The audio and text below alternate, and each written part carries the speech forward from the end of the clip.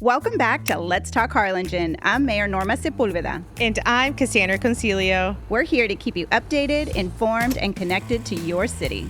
Let's get into it. And in 3, 2, 1. Hey Harlingen, welcome back to Let's Talk Harlingen, episode 11. And we are excited to be here and so happy that you are here with us. Cassandra, how is it going? I'm doing very good. And I know that you went to the grand opening, the ribbon cutting of the HEB on Morgan. And I want to say thank you that our HEB is ready to go. That's the one that I go to almost every day. And both doors are open. The pavement looks great. Everything, the new SKUs, I saw that they have like 1 million new SKUs. Don't quote me on that, but they have a lot. And so I'm so excited that we're ready to go, but I don't want you taking over that one. Well, unfortunately, I am. I am an Expressway HEB girl, but I will say that has been my new HEB just because it's so you can get in and get out so quickly. And yes, it's open. It's beautiful. It's giving like hill country vibes, right? It does. As soon as you park, it's amazing. The renovation is extremely just noticeable from the outside and in the inside. It's wonderful. We're excited. And what's really cool, I think, about the city of Harlingen is that you can really get anywhere within, 10 to 15 minutes throughout the community. So we have multiple HEBs, and I have a feeling that a lot of people are going to hijack your HEB. So too bad. All right, fine. I welcome them. You're fine. But it is back to school week. So everybody, welcome back to school. Well, I don't know how many are listening to this that are going back to school, but parents, congratulations. You made it through the summer and we're back to school. How is your little one doing? We're doing great. It's middle school for my little one. My bigger one is going back to school, but UTRGV hasn't started just yet. But we are getting into the routine of, getting up early for the kids, getting them out the door, all that great stuff. But, I'm excited because it's another year of opportunity. And I know he's got a lot of things that he wants to do this year. So I'm excited. And what about you with your kiddos? All three of them are in school. So I'm proud of them. We made it. Everybody got a lunchbox. Everybody got new backpacks. The boys got Pokemon this year. And Catalina went pink because she's girly. So we're ready. We're off. And now we can really focus on what's important at the city of Harlingen. I know we have an exciting interview today. Yes. And I know that everybody is really, really busy, with the kids and getting back into the routine of stuff. But this is an episode that everyone in the city of Harlingen does not want to miss because it's very important information. So today our special guest is the EDC. And I know that we get a lot of hot topics, a lot of questions of like, what's going on with this and what's going on with that. And today we're going to answer those questions. And we brought the professionals in. We want the right answer. We want everybody to get the right information. And we want to make sure that when we talk about the EDC, that we get it correct. We want to make sure all the information is from the CEO, from the COO, the people that know what's going on. And it's just going to be an in-depth episode today. Absolutely. Here in the city of Harlingen, we are seeing, just substantial growth. Just to put things in perspective, and I've got the numbers here, since July of this fiscal year, we already hit $242.2 million in construction and development. That's homes, from residential to commercial. When you really think about that, that's almost $250 million this fiscal year alone. And that is through July. When I first took office, the record was at $116.5 million. That was back in 2012. Last year we hit over $144 million. The year before that, $176 million. So we are over $500 million over the last 3 years in construction. There's, extreme amount of development, it looks like, on the west side of town, but really there is throughout the city as well. And we're just excited to really kind of get to, those hard questions and what's on everyone's mind here in the city of Harlingen. $500 million invested in the city of Harlingen. That's a huge number. And I think it's just going to keep growing. I know when I drive around town, new construction here, new construction there, more opportunities for people to find housing for commercial properties. And of course, we still have our industrial park. Right. So we do have all three of those available and continuing to grow. So, and we're not landlocked in the city of Harlingen. We do have space to grow. And I know that the city and the EDC are always looking at opportunities of growth. And like we said, we're going to ask them the really tough questions today. And I know we get a lots of comments on what's going on with the mall. What's going on with the car washes? Why do these people come and these don't? And they have the answers. So today we would love to welcome Orlando and Beverly to Let's Talk Harlingen. Joining us is Orlando Campos. Orlando Campos serves as the CEO of the Harlingen Economic Development Corporation. With over 28 years of experience in economic development, he has worked for the Brownsville Economic Development Council as Director of Marketing and Vice President of Business Development, and for the Valley International Airport as Director of Business Development. He also spent 16 years in the DFW Metroplex working in Arlington, and then was recruited to launch the town of Addison's newly formed Economic Development Department before coming to the great city of Harlingen. Also with us today is Beverly Loftus. Beverly Loftus plays an integral role as Chief Operating Officer at the Harlingen Economic Development Corporation. As COO, she focuses on creating jobs, attracting new businesses, and keeping Harlingen growing strong. With more than 18 years in business development, she blends strategic know-how with genuine love for her hometown. Over the years, she has served on local boards, supported community initiatives, and graduated from Leadership Harlingen. Together, they are the team that works every day to attract new opportunities to Harlingen, support entrepreneurs, and help our city thrive. Welcome, Orlando and Beverly. Thank you both for being here. We're so excited for today's episode. You guys are going to give us lots of good EDC information. Well, thank you very much for the invitation. We're very, very excited to be here. I'm ready for those loaded questions. Let's get into it. So, Orlando, for those that are watching from home and are not familiar with an EDC, give us the basic definition. What is an EDC? Sure. Well, it's EDC obviously stands for Economic Development Corporation. We're not a department of the city. We're our own entity. We're governed by a 7-member board of directors that is appointed by the mayor and the city commission.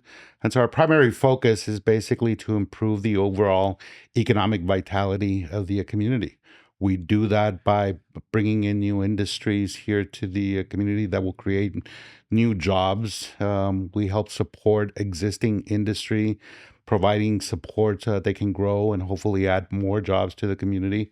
We focus on entrepreneurial and small business development as well, simply because they serve a critical role in our local economy. And obviously, we have to focus on workforce development so that the companies we bring in, existing companies, will be able to find the employees that are trained to fill in the positions that they have. All of this creates wealth for the community, improves the overall quality of life for the residents of Harlingen. And that's basically, in a nutshell, what our primary focus is. Wow. I mean, you really hit on a lot of points: jobs, quality of life, workforce. And what is exactly the mission of the EDC, Bev? So really, I would say, kind of to Orlando's point, and to put it very, very simply, right? The mission of the EDC is really to create wealth for the community. And we do that 3 ways, right? So we create wealth by attracting new investment, right? That generates property tax. We create wealth by creating jobs. So when we attract companies, they hire employees. That creates new jobs for the community.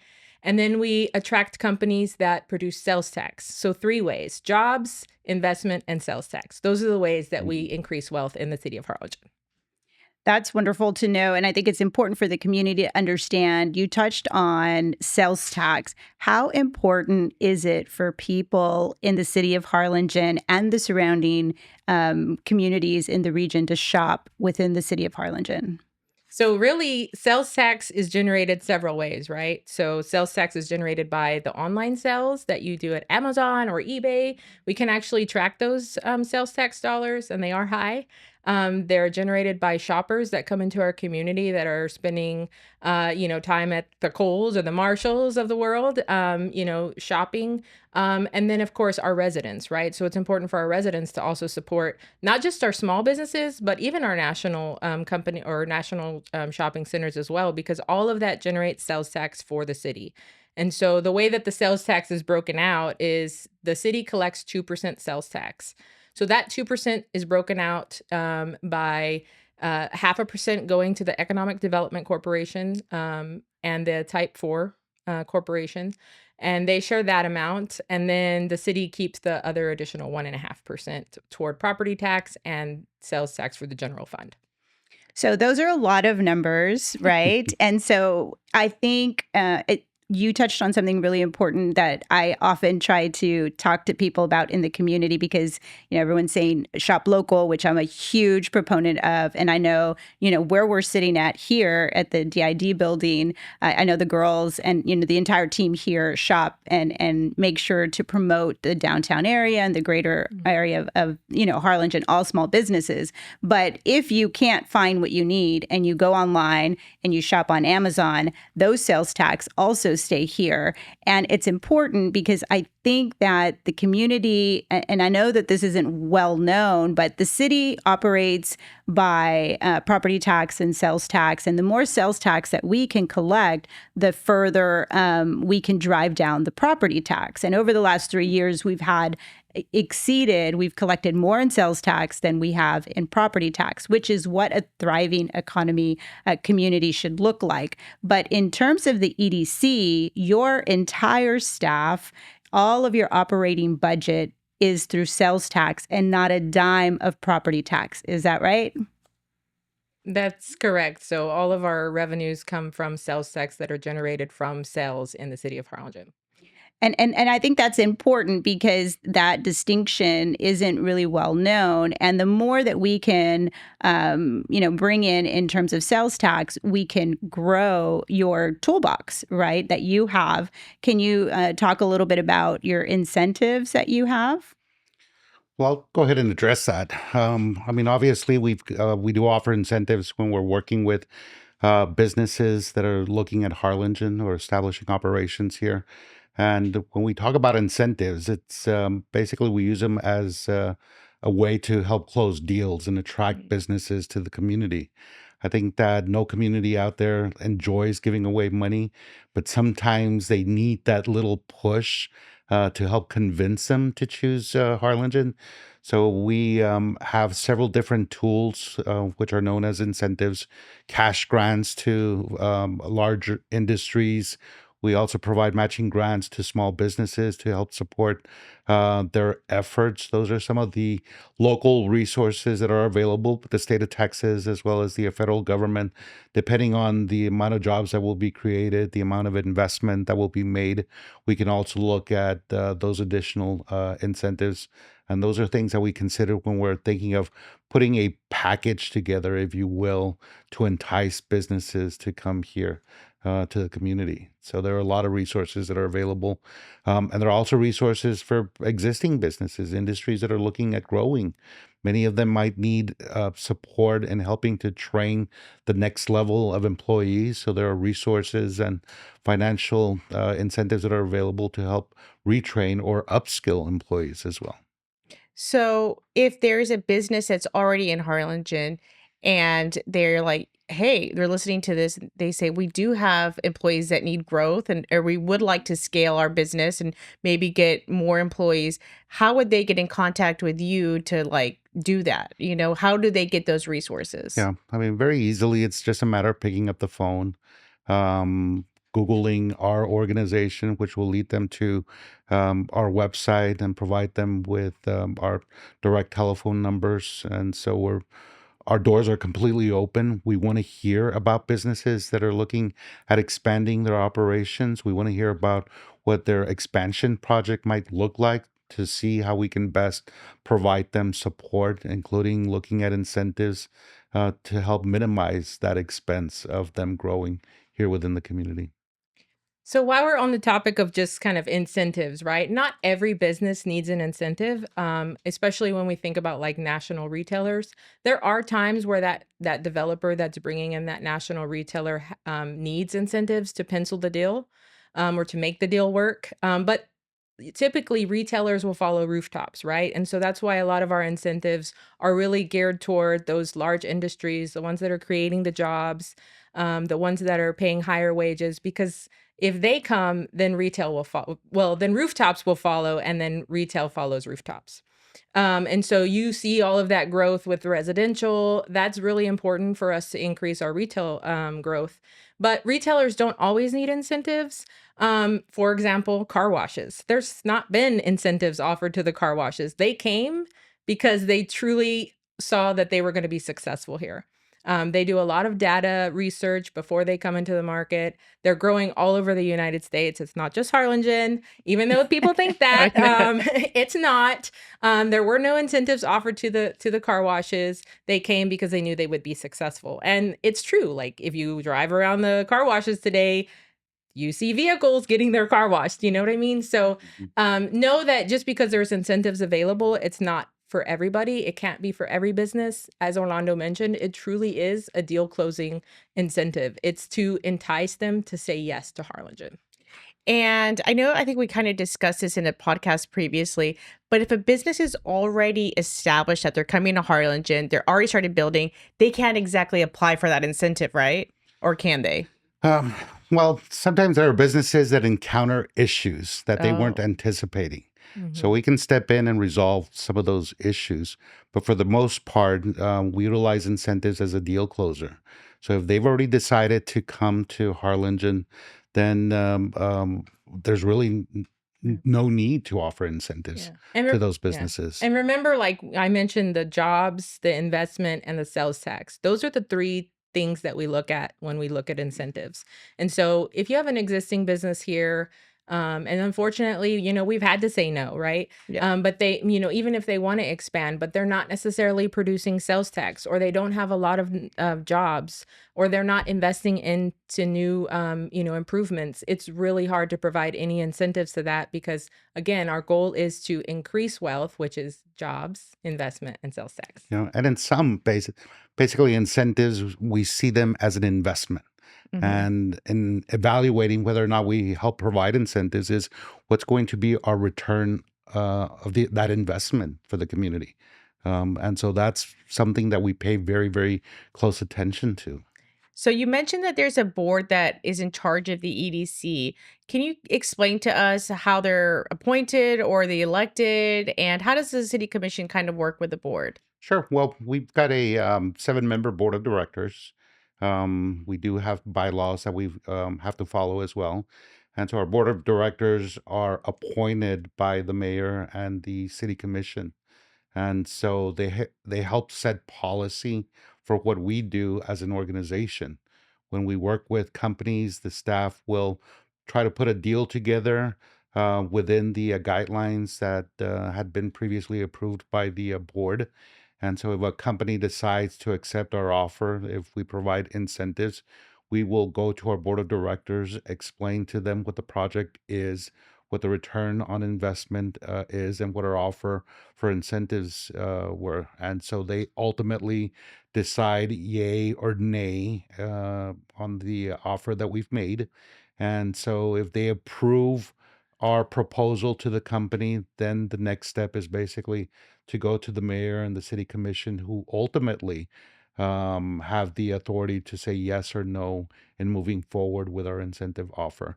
And all along the way, the company knows that any offer for incentive that we make at the staff level is contingent upon the approval of our board of directors as well as the city commission.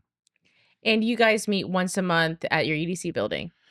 Well, we have a board meeting that meets the last Tuesday of every month. We typically meet at the City Hall chamber room on the second floor. If that room is being utilized by another group or is reserved, then we will hold our board meetings at our offices, which are located within the Welcome Center of TSTC. Oh, well, I know that we have to have all our meetings like after 5:30 so we can invite the public to join. So let's say there's like a company that says, "Hey, like we need to move fast. We don't want you to have to ask your board and then ask city commission." How do you respond to Yeah. them? Well, I think that's one of the great things about Harlingen. I think that our board and city commission are very business savvy. They know that time is money, and they know that sometimes businesses need an immediate response. So when we encounter those issues, we'll call special board meetings, and or we'll call a joint meeting with our board and city commission so that we can make a decision right away and provide a response to the companies that we're working with. So we're very, very flexible in that way. And that's one of the great things about Harlingen, that our board and city commission is also very, very flexible. I think it's really important. I know that we've talked about this, at least you and I, Bev, a lot, that it is important that investors, when they're looking at communities, they're looking at school district, they're looking at local governments, they're looking at the board of the EDC, how do they all work together? Mhm. And before they're making their investment, they're doing their research and they're, looking to see what community they want to be in. And I know we are very fortunate to you, Orlando, because you bring so much experience from add your work over in Addison, the DFW area. But this question is really for Bev in terms you've been with the EDC for quite a while and you've had an opportunity to work with multiple boards. How important is it to have a board that is receptive, that is available, that are business owners? How important is that to be able to function and do y'all's job as staff? Yeah, it's super important. I mean, time is money. And so when we're working with companies, it's all about time, right? So our board is proactive and receptive, right? So if we need them, they're on board to come in and have a meeting, right? The city commission is responsive and on board to have a joint commission if a joint meeting if we need to, right? So it's very important that we have that working board, but also have that working commission as well. And both have done a really spectacular job in making sure that they're available and ready to answer the call when we need them.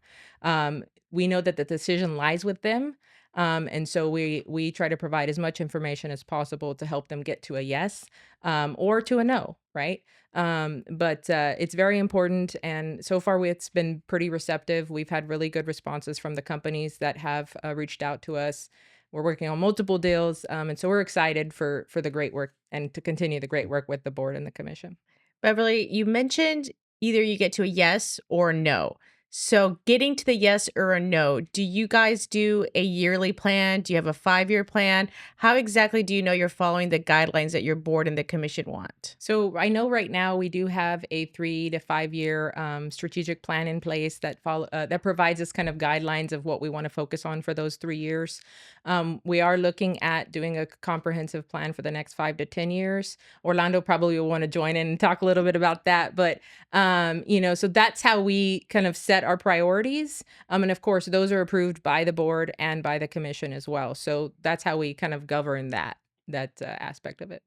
And I know when you came on board right away, you started, listening and looking to see how we can improve as not just, as an EDC, but as a commission. And right away, got everybody together Mhm. in a room with stakeholders to see what is the identity of the city of Harlingen and how can we capitalize on the things that make us special in our community. And it was a great event. I remember having everybody over at TSDC, which for those that are not familiar, the EDC is housed in the TSDC building, which makes it such a wonderful partnership because they are a very important part of the workforce and providing those opportunities for our community.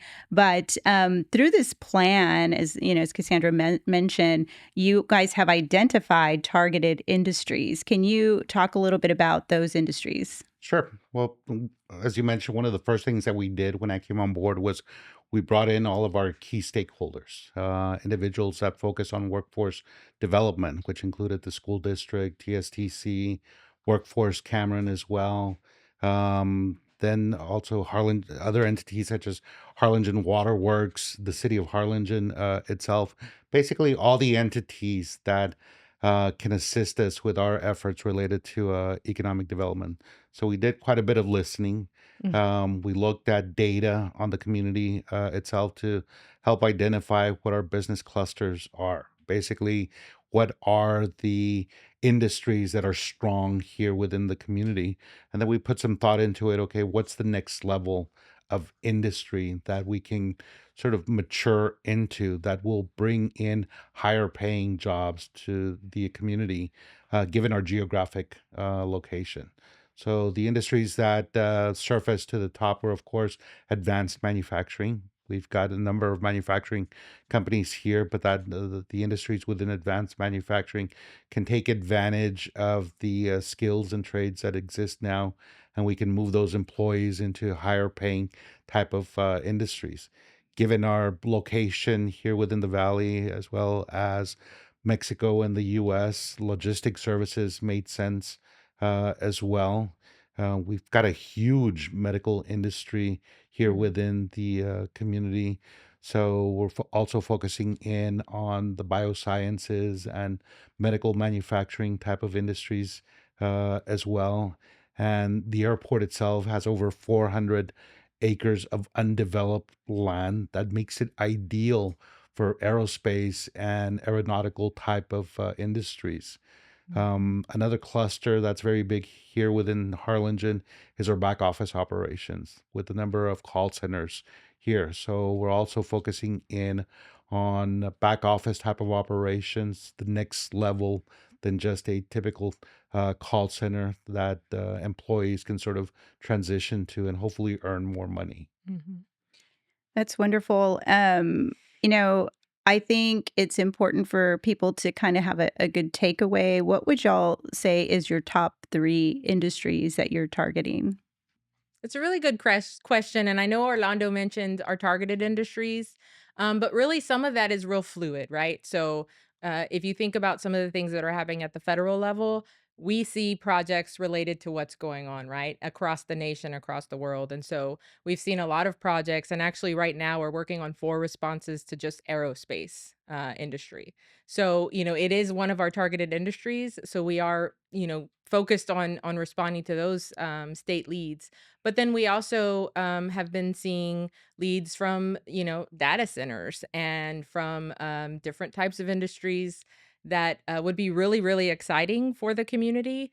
And so we are focused in on not only what's in the moment, um, and additionally to the targeted industries that we are focused on, but it's really about responding to the now and what's available, and how we can capture some of those manufacturing companies to our community because of what's going on in the nation. We have a lot of land, we have a lot of talent in our community.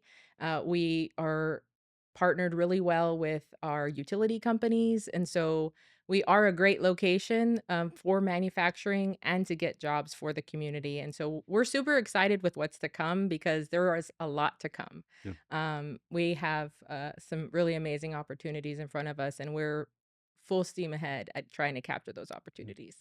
And just to add to what Beverly said, one of the things that we also need to focus on as a the economic development organization is to help diversify the local economy. We can't Mhm. rely on just one type of industry. We've got to provide opportunities for the entire population and diversify our local economy so that if one industry falls short, there's another industry right behind it that can pick up on the economic vitality of the community. So when you're going after these industries, what are your selling points of the city of Harlingen? Like what makes us competitive? How do you sell us? You're really good at answering that too, Orlando. I No, know. it's all Yeah. about He's look. like, Yeah. I'm like, When actually. I'm like, I can answer it. And it's like, but Beverly's her primary focus is on corporate recruitment. recruiting, Yeah. we So can I include I this. It's okay, okay. It's so full I banter. want Why don't I start it and then you can Okay. jump in and but answer. I want to kind of just back up just a little bit here, Okay. okay? Okay. Because both of you are rock stars, and I know that we gave a brief introduction into who you are, but your resumes are super long, right, Cassandra? So we kind of shortened it. Yeah. But we have here the CEO and the COO, and so the way that I see it is your strategy strategy, bigger Hmm. picture, looking at, the future and the growth, kind of Hmm. the brain, right, Hmm. behind everything that's happening. And then I see Beverly. Beverly is the closer, Yeah. the deal maker, the one And that if The it is doesn't sales, happen, now yes. it's on my back. the, Yes, the sales, yes. the salesperson. Right. And she's so good at it. And I Yeah. know that you guys are constantly getting in front of people, Mhm. not just here, internationally. Like you are both doing such a great job. So just let's just take a minute for the viewer to understand the what it is that your functions are. And we'll start with you, Bev. How do I lead into that though? Like, is that a question? No, it's okay. So one of the great things that I get to do in my role as COO is really with that attraction, that business attraction. And so, I attend along with Orlando. We both attend trade shows to reach out to potential companies that would be interested in Harlingen. We in this fiscal year, we're actually focused more on reaching out to site selectors, right? So one of the things that companies will do when they are looking for to expand or to move into a community or to just a state is they hire site selection firms.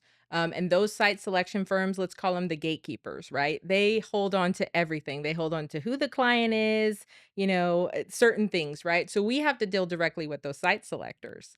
And those site selectors want to know, how much property do you have and what's your talent look like? And do you have power? Do you have water? Those are some of the very key elements that have to be at a community in order for that company to even consider a company. And so when we talk about, what does Harlingen have that other communities don't have? Or, what does the talent look like? We have all of those key elements to attract companies into the community.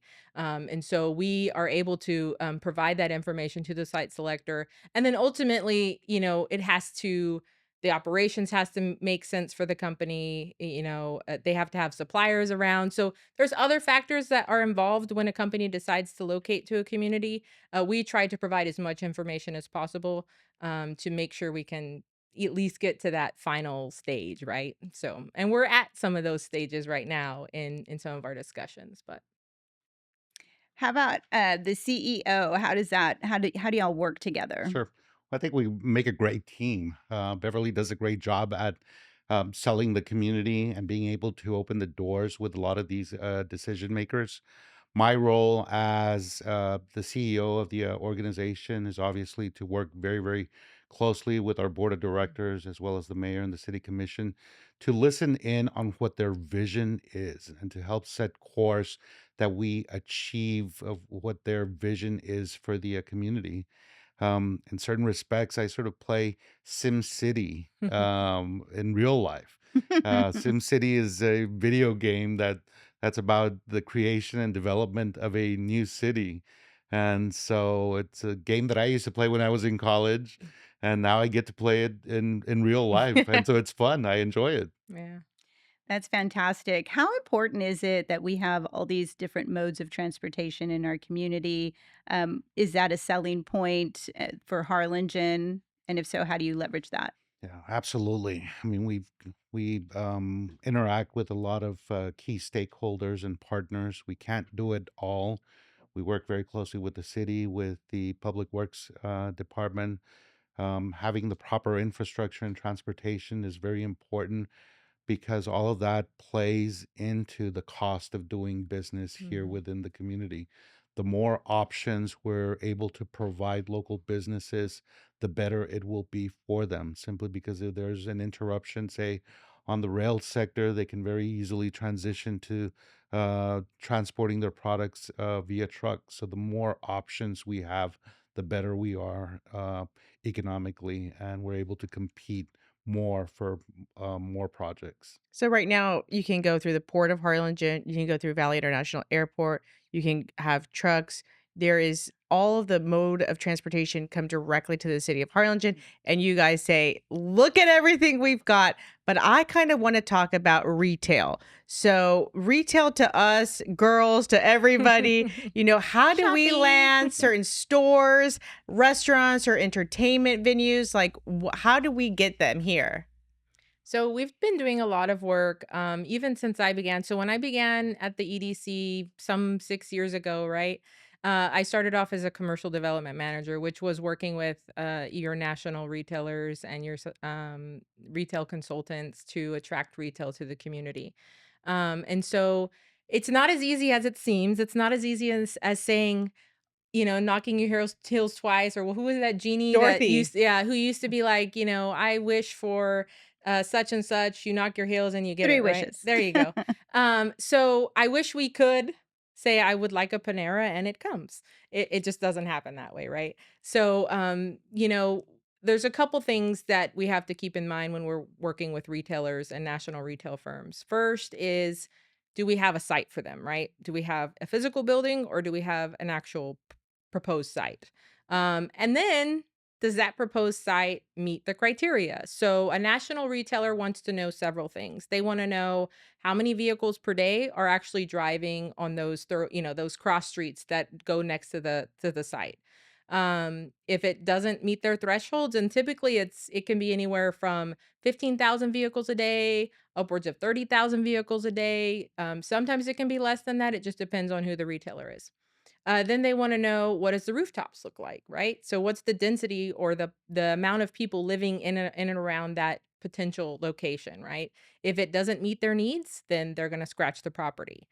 So those are like some of the first two that they look at. Then they're going to look at, do I have other locations in the Rio Grande Valley? Are they going to cannibalize? They call it cannibalize, right? So if I open up a business here, are they not going to go to the one over there? So they look at how much of that occurs. So they know exactly what they're looking for. So we can want them all day long, but they won't come unless the data says that they're going to be successful. And so our job is to help encourage growth, right? Encourage the manufacturing and the rooftops, because we know when that happens, the retailers will come, and they are coming. They're knocking on our doors. So right now we're at that stage where we have to have good sites for them that meet that, you know, The criteria. the criteria, which, one of those is Project Organic. And so Project Organic is in a really, really prime area because it um not only has the vehicles per day on Ed Carey, which is over 30,000 vehicles a day, but it's in the medical district. So there's a lot of wealth in that area. There's a lot of daytime population in that area. And so those are things that the retailers will look for, especially like restaurants and entertainment, different things like that. So we're really excited for that project because we know it's in an area that's going to be attractive to retailers. We already know that there are several what we call LOIs, or letter of intents, for development in that area. And so we're excited to kind of push that project forward. We have a couple steps that we have to do before development can occur, but we know it's going to be a successful development. So Just to add to what Beverly said and underscore is that retail recruitment is very much data driven. And so they Mhm. look at the data before they decide whether or not they want to move forward with establishing a presence in your own community. Yep. For us as an economic development corporation, our primary focus is to bring new industry here in the area, but we have to keep in mind that we've got to move the needle as well on salaries that are being generated here within the community, the educational attainment level of the local population, because those are data sets that they also look at, especially for your higher end retailers. So as we focus in on bringing in new industries, we've got to make sure that they pay very good salaries or higher than average salaries, because all of that means that they will have residual income that can trickle into a lot of the retail prospects that we're working with. So I want to kind of just back up a little bit Mhm. because everybody here, right, especially Bev and Orlando and myself, we are talking about Project Organic for quite some time, and we Mhm. are intimately connected. We understand, we're excited. We're bringing everybody to the table, and this is going to be something that, in my opinion, is going to be a game changer for the city of Harlingen. Mhm. But you're talking to the community and all of those people at home, like they know what Project Organic is all about, and they don't. Yeah. Some people do. Those that went to the State of the City might know, but not True. everybody wants to hear me speak, right? And they that's why we wanted you to be here so that you could explain to them. I'm going to ask Brandon to go ahead and put a rendering on the screen so that way people can see what Project Organic looks like. And while he's doing that, Beverly, talk to us about plan development.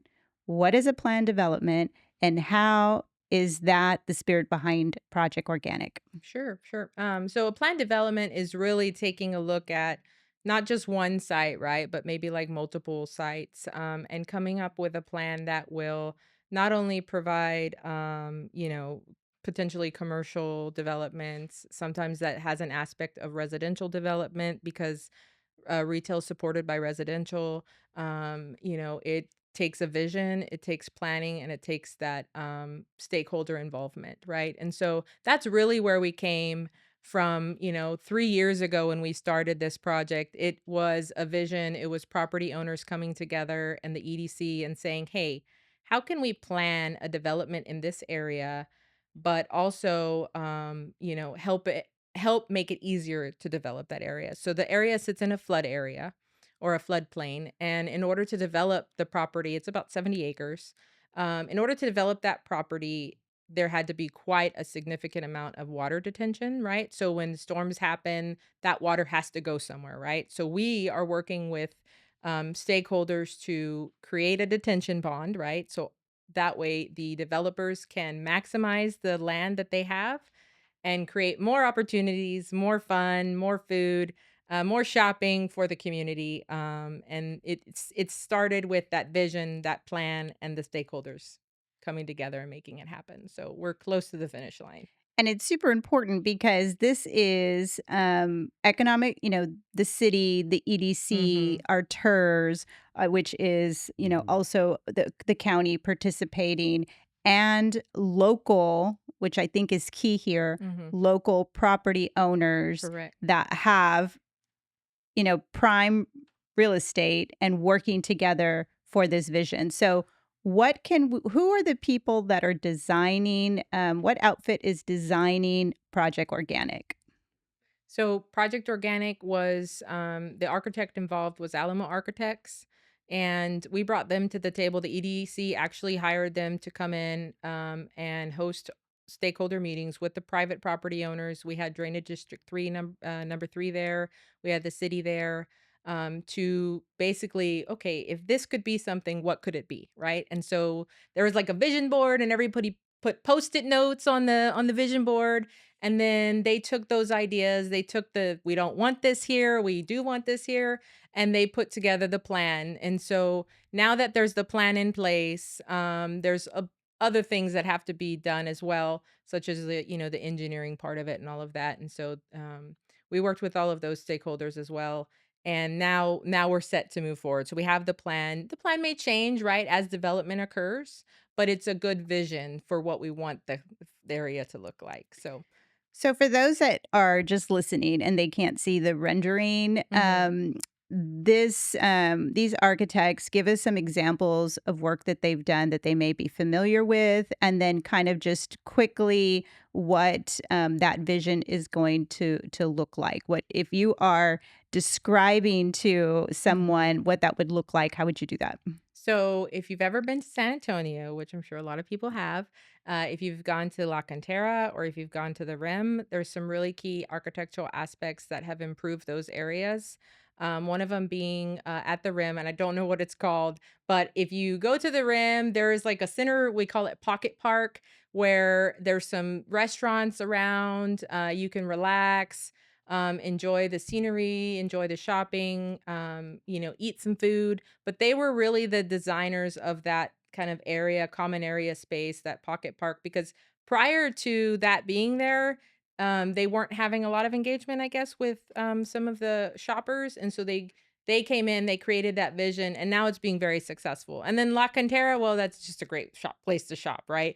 But their vision there was like connecting the shops, making it very walkable, making it engaging where people felt safe to walk around the shopping center, and they weren't going to be scared of a vehicle coming and hitting them or something like that, right? So they created that kind of open space, that walkability, that engaging environment. So, and I'm Uh, probably leaving a lot out that they did, but from a non-architect, that's what I could share. So our Project Organic that I don't get to sit in on your executive sessions. I would probably be like, I'm a regular community member. So I'm hearing about Project Organic and you've been 3 years in the making. You're at the finish line. It's a lot of planning. It's a lot of planning on your end, on stakeholders' end. And so we're going to hopefully see that soon. Is that what we're hearing? Yeah, so right now we're in kind of, let's say, the finance stage, right? So we've Money. got the plans. Yes, we've got the plans. We've got the know-how. We've got the property owners. Now there's a big part of the detention, right? Who's going to help fund the detention pond? And so we're looking at the financing options right now. Once we have some ideas on, how that's going to work, we already have an understanding. We will have to take all of that to the boards and to the commission, the TERS board, but those are steps that we feel comfortable we're going to get through. We've already had stakeholder meetings to kind of review the process. It's just kind of dotting the i's and crossing the t's at this point. And so once that happens, we can begin moving forward with the detention pond. We already are working with the property owners. Some of them want to, get going now. So we're looking for solutions as a temporary way to provide drainage for them so they can get buildings, that they can start building sooner. So we're there. We're in the home stretch. You guys are taking calls all day long, trying to get you got probably Project Organic going. I'm sure you have a Mm. lot of other projects going. And is there anything else kind of like in this stage? Well, Or I don't know if you could tell us, right? yeah. Well, we've got a very healthy pipeline of new projects. Mhm. Awesome. I think more than what the EDC has had in many, many years. So we've got about over $3 billion worth of potential new investment for the community that would create over 1,000 jobs. And so while Project Organic keeps us busy, we can't forget about these other opportunities that are headed our way. And so in most of these projects, we've made the top two finalist list. It's just a matter of pushing them over the fence to convince them to choose Harlingen, and we're getting there. Mhm. Well, this has been a lot of useful information. So, just for those that are, just tuning in, maybe that during their break or they're catching this at another time, just to kind of give a recap, what I'm hearing from the EDC is that y'all are doing lots of wonderful things. You got top industries. We talked about aeronautical, aerospace, advanced manufacturing, data centers, just so much. And the industries change and they are evolving and meeting the moment because things depending on federal funding or interest that might change, but for right now we're laser focused in those areas. And then of course always the city of Harlingen in the medical field, as you mentioned, and then you've got a lot of projects that are ongoing. But what I think that people are tuning in for is really just the actual questions that we hear around town, because I started the program before y'all got on here, talking about how the city of Harlingen, just this fiscal year alone, we are set to hit $250 million in construction value in terms of commercial and residential. So I know, we know that the city is thriving, it's moving forward, but we've got people in the community and they have questions, and those questions are probably the reason why they're listening in. So I want to take a moment to kind of segue into community concerns, community questions. And I don't know, Cassandra, you, my friend, probably can really speak to that. And so, what are you hearing from folks? And what are the main concerns of the citizens of Harlingen? A lot of them want to know, where's our Trader Joe's? Where's our Whole Foods? Why don't we get those types of businesses here? It's a great question. It's a great so I'm gonna just refer back a little bit to remember how I mentioned that, retailers look for specific data. So I know Trader Joe's, I go to San Antonio and I'll go shop at Trader Joe's when I'm over there, but we don't have one here, right? I'd love one here. But they have particular data that they look at. And one of those is, household income, right? And so I believe the number, and don't quote me on this, it might have changed since the last time I looked, but Trader Joe's requires a household income of over $72,000 dollars. We're not there yet, but good news is we are moving there. So when I started 6 years ago at the EDC, I think our household average income was about $56,000. Pulling some of those same similar reports, we're probably about 67,000 right now. So just in the past 6 years, it has grown significantly. So we're there. We're like inches away from that 72,000. Things change, Mhm. but we are always engaging with retailers at the trade shows. And so they're aware of Harlingen. They know what we could have We to just have offer. to meet their threshold. Yes, but it doesn't rule out other specialty grocers, right? So we are working with developers and retailers for specialty grocery stores that I think you would be okay with, that I think the population would be okay with, because we are trying. We do know the concerns of the community and we do listen. It's just a matter of making sure that we can meet the data criteria and the key details that those national retailers are going to want. And I So, like to hear that we are growing and that you're tracking that data, yeah. because somebody would be like, oh, well, we can't. Oh, no, sorry, right? Yeah. But you said, no, we're watching and we see the spike, we see Mhm. the graph growing, and you're continuing to, Mhm. be in contact with them. So it's good to know. It's like the community, the citizens are like, we're watching, we're seeing how the community is Yeah. growing, and we're continuing to like try to get our name out there. Yeah. Mm. So I'll give an example because I read Yes. one of those Facebook posts recently. And, somebody mentioned about a Schlotzsky's and why don't we have it here? Well, we've met with that broker already. A lot of our work behind the scenes is working with brokers or real estate professionals that have those lists or that work with that national retailer, right? And so we're in communication with them. We know what they want, they know what we can provide. And so, we'll have that kind of banter. I'm like, come on, like, why can't we have it here already? I need the site and I need it to be this many vehicles per day. And I've tried, they won't budge. So like we're having those in-depth conversations with those real estate professionals to try to get them here. They want to be here. It's just a matter of like finding them that perfect site. And if we can find that perfect site, it's just like that diamond It's ring like every girl wants. it's a matchmaker. You're a Yes. play matchmaker all day Yes. Yeah. long. So it's Yeah. it's fun. Let's just say it gets real fun. And So it's also yeah. contingent upon the growth strategies of the actual retailer itself. Yeah. When you Yeah. talk about Trader Joe's, for example, they originated in California. They barely have been here within the state of Texas within the last 6 years. Mhm. They started up So in they the just got here. yeah. Yeah. So they started in the Dallas area first. I was up there Mhm. when they made their first entry. They established their first store in the state of Texas. But when you look at the Texas map, they're slowly inching themselves south. So they're in the big metro areas: Houston, Dallas, Austin, San Antonio. And so for them, the next step will be to start looking at secondary large metropolitan Mhm. areas, which the valley fits right into. And I'll just make a quick point. Like national retailers, before they even go out and look for either franchisees or additional locations, they already know how many stores they're going to open for the year, right? And so we have some control, but really we have no control of where they want to be at. We can provide them data all day long, but if it's not part of their plan, they're not going to come as much as we want them to. Mhm. So, I feel that I have a pretty good pulse on the community. I'm out there talking to people. We do lots of events, community events.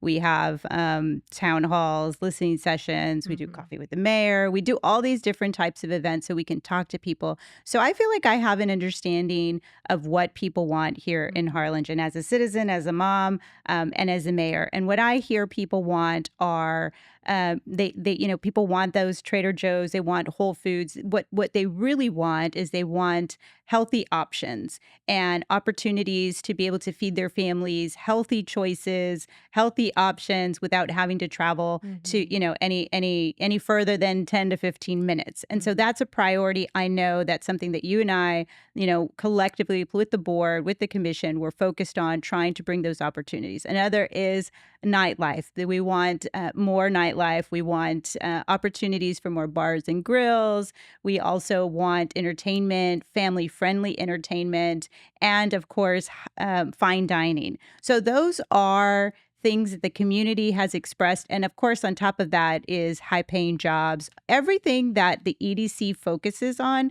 is quality of life when you think about it. And I know that those are your priorities and you are working every single day. And I will say 24/7. I talk to Bev at night sometimes, sending text messages and calling. Hey, what about this project? What about that project? I know that we're working on a specific franchise, exactly how you mentioned. Like they have to open, but they need a specific type of building. Can't be connected to another. Like they have all these little requirements that the average person might not know.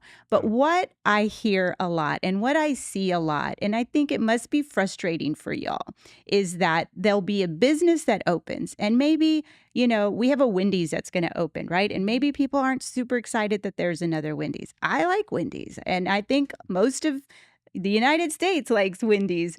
However, you'll see, oh, that shouldn't have opened there. I wish instead of a Wendy's, it should have been, what did you say? What was the other one? Schlotzsky's? Maybe it should have been a Schlot. But do you have any control to say, okay, we don't want, I can't believe that just opened. I want it to be this. Do you tell us about that magic wand that you might have to be able to make that happen, just so people understand? Like when property gets sold to somebody that you're like, really? Another car wash? Like we sometimes we have no control. Well, really, sometimes we don't. We don't have any control what the property owner wants to do, right? The Right. property owner is looking at, you know, they look at hype, right? What's going on in the community? Oh, there's a bunch of residential growth. Now I can sell my property for a lot more. And sometimes that stalls development, right? Retailers don't want to pay the price of that property. They'll look at, just wanting to close the deal and make money on that property, and so they don't care who they sell it to, right? And so we don't have a choice in that matter. And we have to be careful too, because we can't stop specific growth. Like, at what that would diminish potential opportunities. The last thing we want is for word to get out and be like, oh, well, don't go to Harlingen because they don't want this, they don't want this, they don't want Right. this.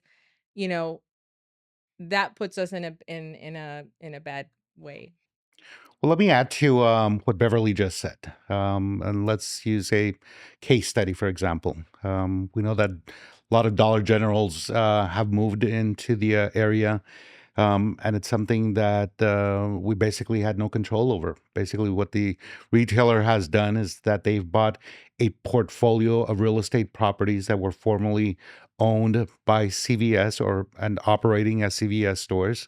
So when Dollar General purchased this portfolio, it included sites here within Harlingen as well as sites in other cities. So they knew that CVS had done all of their demographic studies and evaluated different sites. They felt comfortable with the work that had been previously done. So they naturally purchased all of these locations and have been converting them into Dollar Generals. So I think that's important because I know that's happened, right? As you mentioned here in our community. I think it's the Dollar Tree though, right? Not the Oh, Dollar I'm sorry. Same Dollar owner. General. They own Same, it. Yeah. yes. But Yeah. but I'm sorry. I'm a fan of the Dollar Tree. I will just say Yeah. that. I've popped in a I get couple of confused times between all those for dollars. that's okay. Yeah. No, Dollar Tree. I believe Dollar Tree and Dollar General are. So they own. I Okay. believe so. Don't call me on Yeah, that, because Dollar sometimes they General. have one store that's like two. That has both. Yeah. Yeah. But I know that when, the CVS that closed here in the Mhm. city of Harlingen, which is directly across City Hall, we heard it from the community. We want this, we want that. And of course, I wanted those things too. But what I guess people don't know is that it is still being leased, right? So the property Mhm. wasn't technically for sale. Mm. It was just, okay, this, they said they bought this portfolio, so they're taking over this lease or some kind of sublease or whatever's going on in that world. There is absolutely nothing that the EDC can do to change because they've purchased this opportunity and it was data driven and they knew they'd be successful. And so that's why we're seeing that. And that was going to happen. It didn't matter how many Yep. times Beverly picked up the phone to call or how many Mhm. times you guys had these strategy meetings to see what could be done there. Because as soon as that closed, I remember I called Beverly and I said, what's going on? What can we do? what are we going to put in that? And I even thought potentially Mhm. it could be city property because it's Hmm. really positioned in a place where Hmm. a city hall could be expanded or other, it's in a great location. But unfortunately, those are the kind of challenges that cities have, right? That Hmm. you have to work with what you are where you are given an opportunity to be able to collaborate, and when you can't, you can't. Yeah. Mhm. Which leads me into a big hot topic issue here in the city of Harlingen. And I know that y'all were probably thinking about this on the drive over here. And we're going to ask those hard questions. And one of those is I've read all the articles and we've had multiple conversations. Via Vista Mall, what's going on and what does the community need to know? Sure. Well, we know that it's on the positive side, the location is great. Mhm. Um, we feel that it's ripe for redevelopment, but there are challenges that we have regarding that particular site. One, the city doesn't own it. We don't own it, so we can't be on the driver's seat determining the future of what that location is.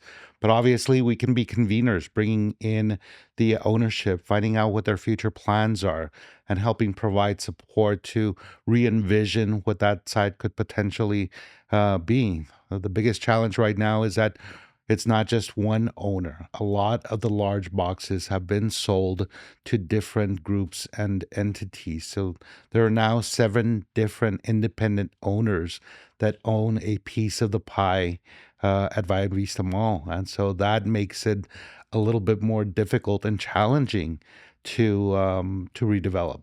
The other thing to also keep in mind is that the shopping habits have changed dramatically from when the mall was first built, not just here in Harlingen, but nationally as well. The last enclosed mall that was built well over 10 years ago. Nobody is building enclosed malls anywhere simply because of the changing habits that retailers are now encountering. We didn't have Amazon back then. We couldn't shopping online was not a thing.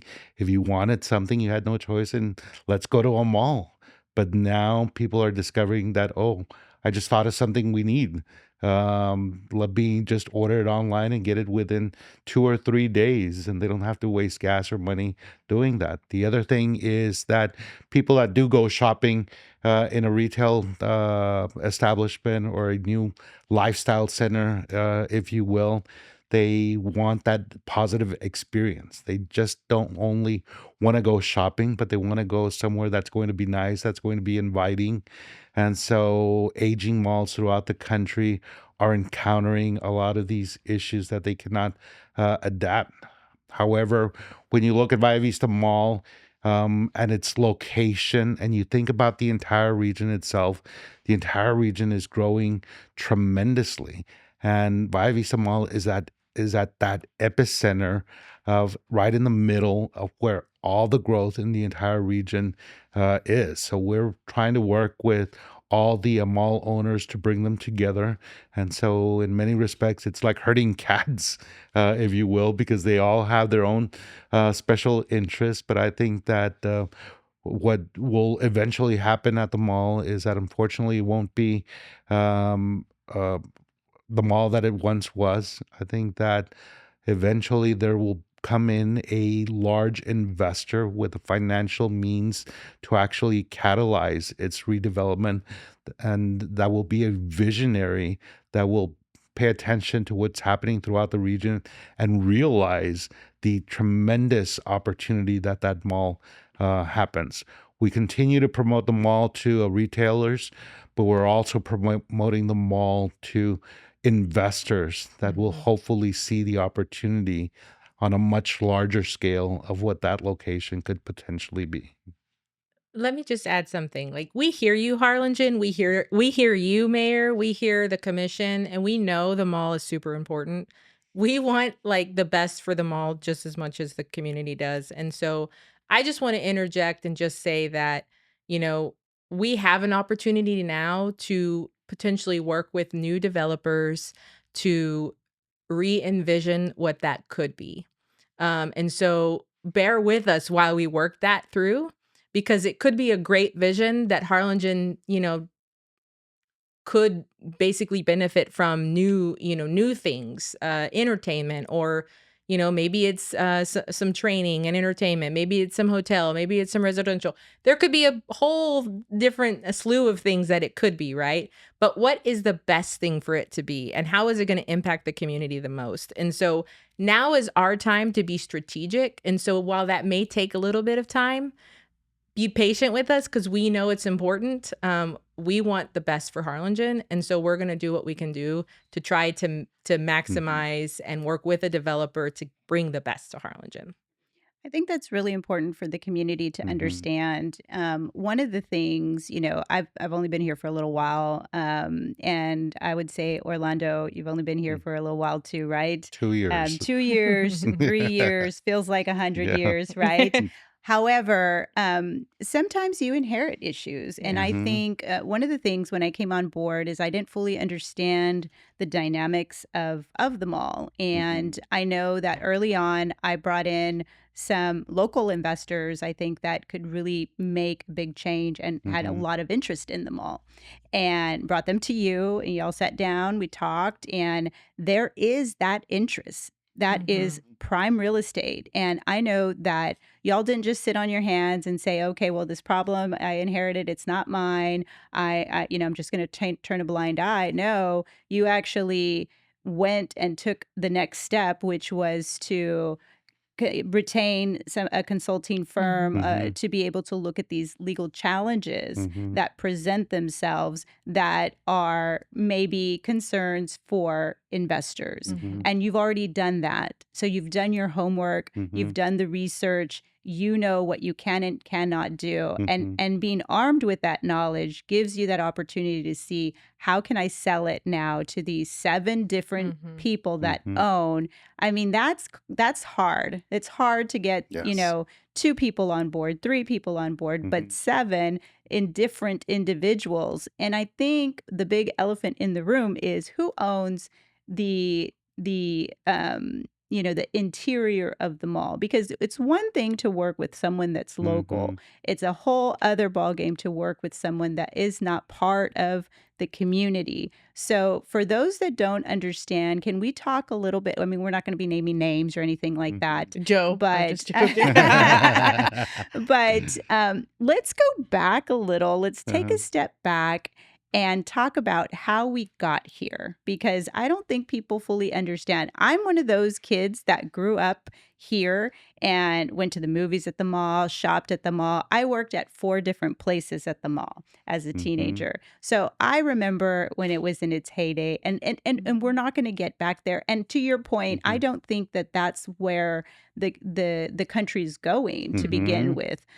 We want mixed use. We want entertainment. We want it to be better than it was. We want to be moving forward, and we don't want to be going back. Mhm. But we do need to talk about how we got here. So there was a time that there was a sell of the mall as a whole.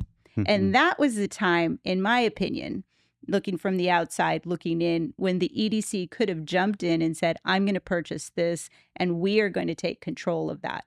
You can't do that anymore. You can't No. go in and purchase and buy out 7 other. I mean, you'd have no more money left in your toolbox to be able to give and to be able to work incentives. When was that sale? When did, and you might know a little bit more, Bev, or if, Orlando, if you, I know based on the reading of it, when did that sell happen and how much did the mall sell for?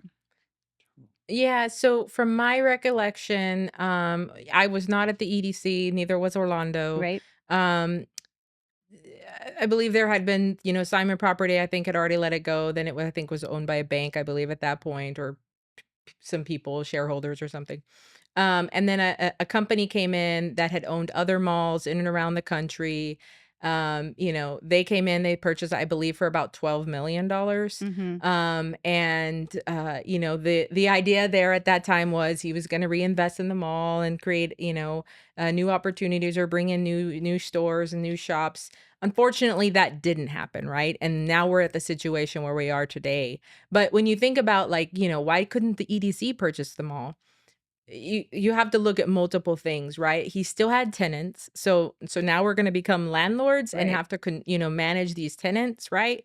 So that's not part of what we do. And it also makes it challenging for a developer to come in, they have to look at all of that, right? And then that mall owner started selling off those big portions of the mall um for whatever reasons he had.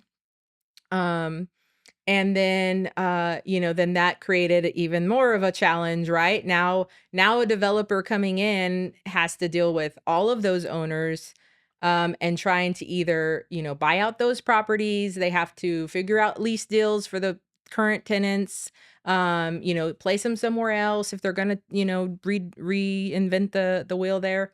So it is very challenging, but, and then you gotta think of, well, the current mall owner actually has control of the meter, right? So, when we hear those stories, the water wasn't paid and the electric wasn't paid, that affects those big boxes still. And so, we have promoted the mall to those, big boxes that are still available, like the Sears box, the Dillard's box.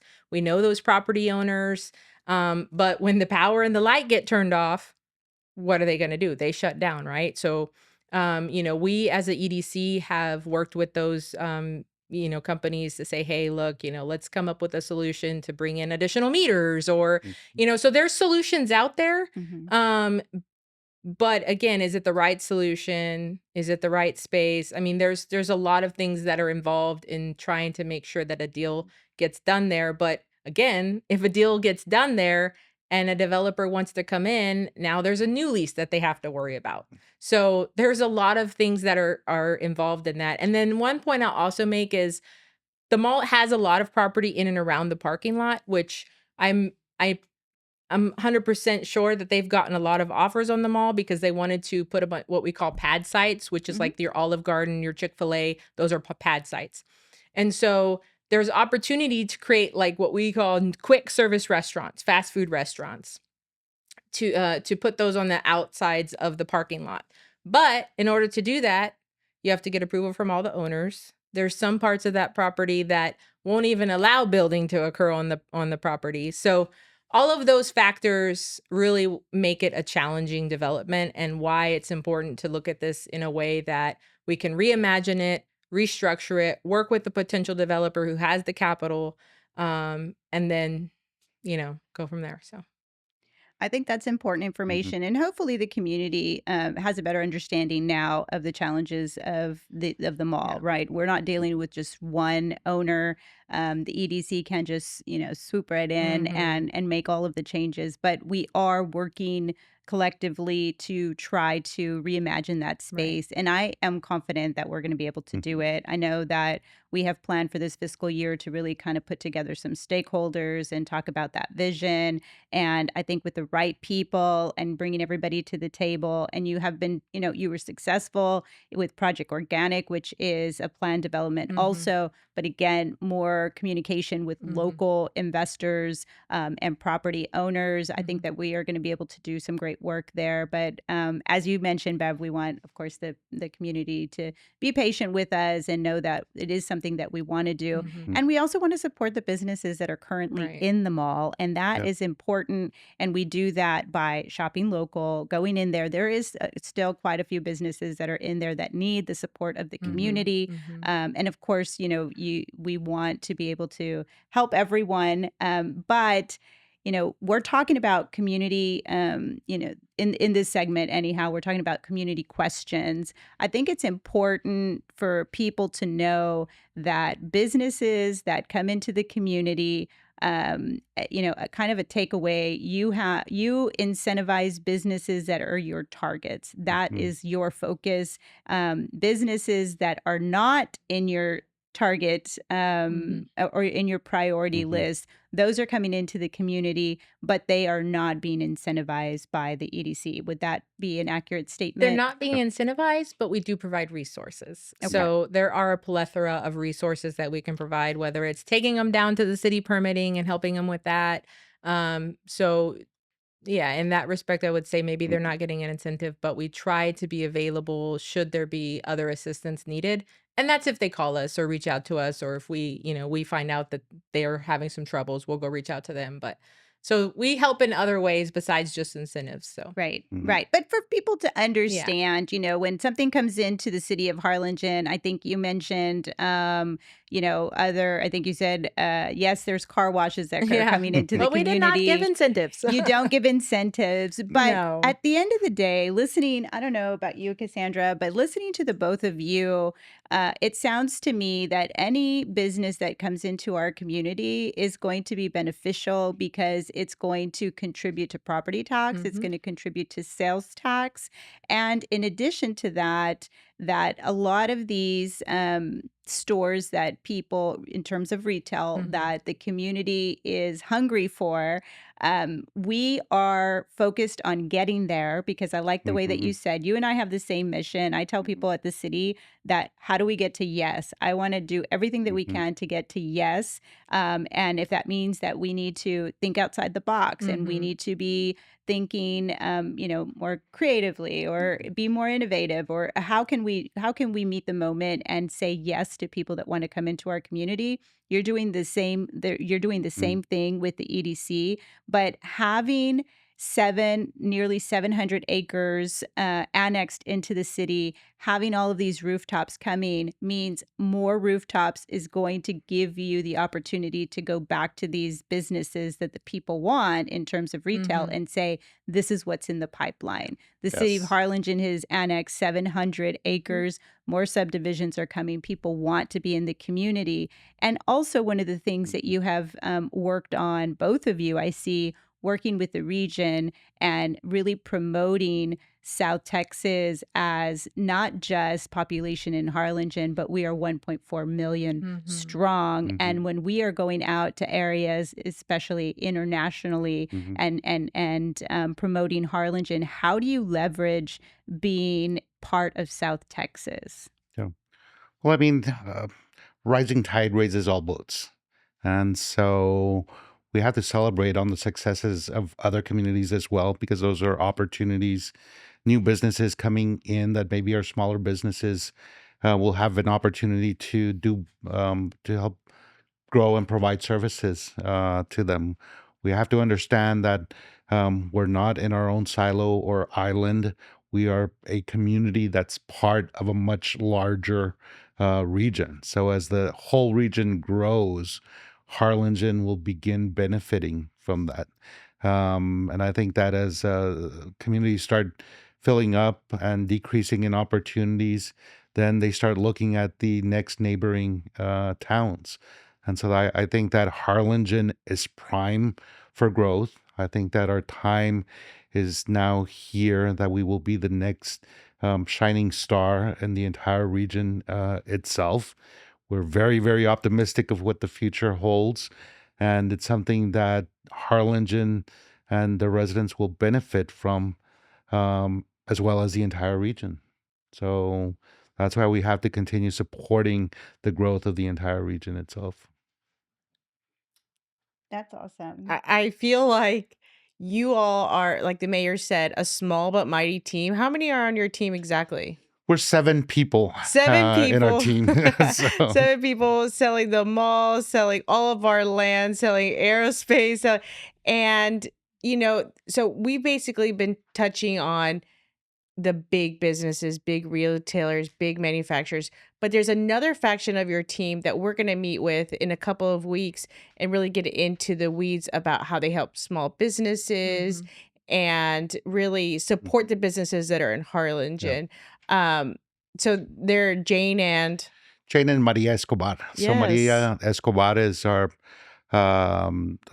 small business and entrepreneurship specialist, and Jane is our business retention and expansion manager. We see her all over the place. Yeah. Mhm. So from their side of the business, we obviously have to focus in growing our own business seedlings that could potentially turn into the next large business here within the community of Harlingen. And then we also have to support existing businesses, help them grow, provide more job opportunities. When you look at job growth within any community throughout the country, over 80% of the job growth comes from existing businesses. So it behooves us to help provide support to those businesses and those industries that we want to grow and make stronger here within Harlingen. Well, this has been a lot of information. We're super excited to be able to share this with the community. I always Hmm. say that, I know Jane, she's going to be on and probably here, not, we're going to have a couple of EDC episodes, and small business is going to be a big portion of that. And I always tell everybody, get yourself a Jane, right? Because she's so awesome. Yes. I know that people in at least the small business community is very aware of everything that she does and is just, Hmm. an incredible resource. And, thanks to the EDC for thinking outside the box and saying, we are going to focus on the mission of EDC, which is what we've learned today, which is job creation, job retention, targeted industries, bringing in big industry, bringing in big business. But at the same time, we want to make sure that we are fostering relationships with our local business owners and having a whole Hmm. department, which Mhm. is new, something new from Hmm. the EDC, to be able to be that resource for them and that hand holding to the Mhm. permitting, Mhm. over at the city, those kinds of things. So I think that what y'all are doing is phenomenal. I know that the city of Harlingen is, the momentum is there, the future is bright, and it's because of the incredible team over at the EDC. Is there anything that you want to leave with the citizens of Harlingen that you feel that they need to know, a nugget of information, or just anything that you'd like to share? I'll give you both an opportunity before we wrap up. Sure. I mean, I'll just say that, as I mentioned earlier, I think that Harlingen is primed for growth. I think that in the next few years, if you leave the city and then come back, it'll definitely be a different community. And our offices are open to working with anyone that's interested in making an investment here within the community. Unfortunately, not a lot of residents know us simply because the individuals that we interact with the most are the local businesses and new businesses that we're trying to attract to the community. But all of this is to the benefit of the residents of Harlingen, and ultimately to create wealth and improve the quality of life. And that's the direction that we're headed in. Yeah, I don't Awesome. know if I could say that much better. I'll just, encourage you if you want to talk, give us a call. If you're a resident, give us a call. We've had multiple calls. What's going on over there? You sometimes we can say what it is, and sometimes we can't. But we're an open book, right? We have open doors. Come visit with us if you want to learn more about the community. If you want to just chat and share your wish list, that's okay too. We're here for you for that. We are Harlingen as much as our next door neighbor, as much as you, resident. We want to see the community grow.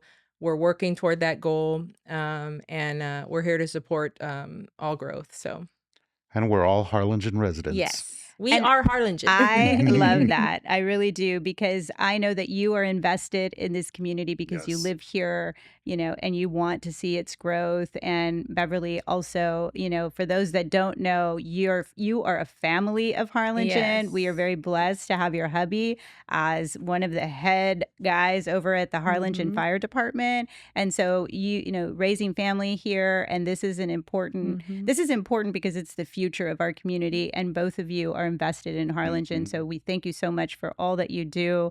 And we just love having you on. And I know that there's a lot that I want to share, but I'm dying. they just don't let me do It's it. coming. And I see other communities kind of, sharing things that maybe they shouldn't. And I want to do the same, but I am a rule follower. So I am not going to do it. But as soon as we have some good news, we'd love to have you back on the show so that way you can share all of the great stuff that's happening. I know we've talked about billions in the pipeline, Mhm. Hmm. potential of at least 1,000 jobs that are coming to the Over a city of thousand. Harlingen. Mhm. And that is lots of good information, and we can't wait to share it once we're able to.